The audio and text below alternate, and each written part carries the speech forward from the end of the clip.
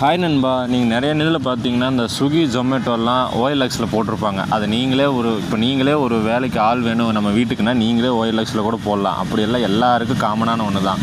நம்ம பார்த்துட்டு என்ன நினச்சிக்கிறோம், நிறைய பேருக்கு தெரியாதவங்க, இவனை பிடிச்சா தான் நமக்கு ஸ்விக்கியில் இடம் கிடைக்குமா அப்படின்னு. அப்படியெல்லாம் கிடையாது.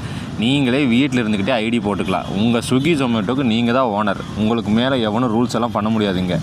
ஸோ நீங்களே ஐடி போட்டுக்கலாம். அதுக்கு என்னென்ன தேவைன்னா ஆதார் கார்டு, பேன் கார்டு கண்டிப்பாக வேணும். லைசன்ஸ் தேவை இல்லை. நல்லா தெளிவாக சொல்கிறேன், கேட்டுக்கோங்க. 18+ ஆகிருக்கணும்.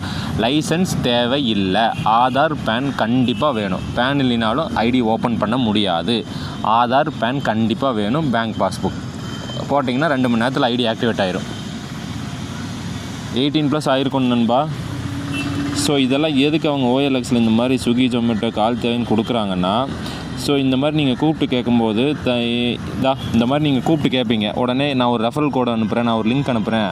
ஸ்விக்கியோட தான் அது ரெஃபரல் கோடு. பெரிய சிட்டியில் இருக்கிறவங்க ரெஃபரல் பண்ணி நீங்கள் அதை ஓட்டி அவங்க டார்கெட்டை முடிச்சிங்கன்னா